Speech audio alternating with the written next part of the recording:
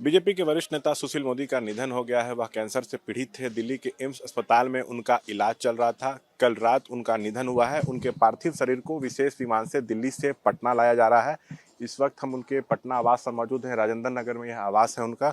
उनके पार्थिव शरीर को यहीं लाया जाएगा, यहीं पर रखा जाएगा अंतिम दर्शन के लिए, जहां पर उनके समर्थक, परिवार के लोग, तमाम प्रमुख नेता आकर श्रद्धांजलि देंगे। ये सुशील मोदी का ही आवास है। बिहार बीजेपी के कद्दावर नेता थे। एक जमाने में बिहार बीजेपी का मतलब ही सुशील मोदी हुआ करता था। देखिए यहाँ पे जितने भी बीजेपी के नेता हैं, कार्यकर्ता हैं, सब मायूस हैं। हम उनसे बात करने की भी कोशिश करेंगे।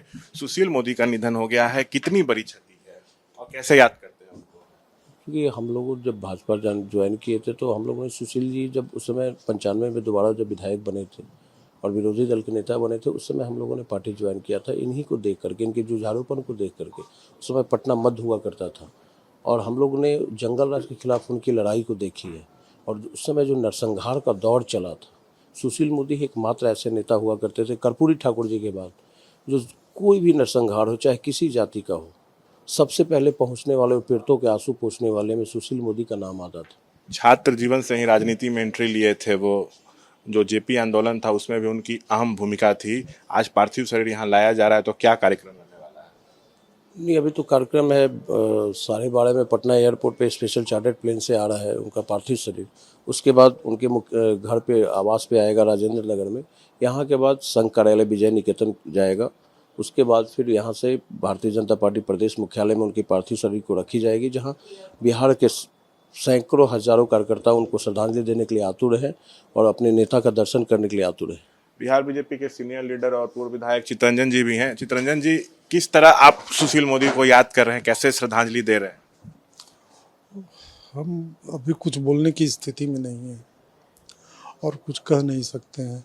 हम तो यही जानते हैं कि पिता तुल्य थे और बेटा की तरह मानते थे। अब जब किसी पिता का बेटा पर से हाथ उठ जाता है तो बेटा ही उस दर्द को समझ सकता है। और भी बीजेपी के तमाम नेता, कार्यकर्ता यहाँ पर हैं। एक जमाने में बिहार बीजेपी का मतलब ही सुशील मोदी हुआ करता था। बिहार बीजेपी के संकट मोचक थे।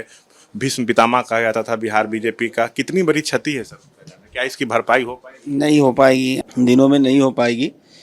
हम लोग के गार्जियन थे, एक एक कार्यकर्ता के गार्जियन थे, बहुत बड़े इंसान थे। नेता तो थे ही, लेकिन इंसान भी बहुत बड़े इंसान थे। राजकीय सम्मान के साथ आज पटना में अंतिम संस्कार होना है।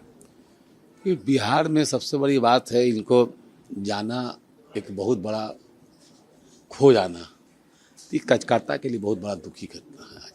आज जो हम लोग एक दुख के, बिहार के लिए बहुत बड़ा क्षति है। कई युवा नेताओं को उन्होंने आगे बढ़ाने का काम किया, जो आज मंत्री हैं। अनगिनत कहा नहीं जा सकता है, अनगिनत है जो मंत्री बनाने का काम किए। तो देखिए, हम सुशील मोदी के आवास पर हैं। उनका पार्थिव शरीर इसी आवास पे लाया जाएगा और अंतिम दर्शन के लिए रखा जाएगा।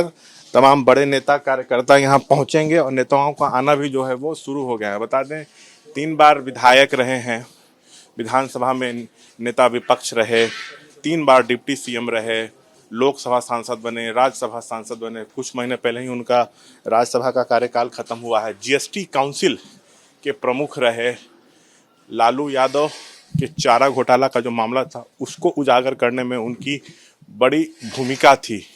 तो एक बड़े नेता थे। बीजेपी ने अपने एक बड़े चेहरे को खो दिया है और देखिए तैयारियां यहाँ पे चल रही हैं।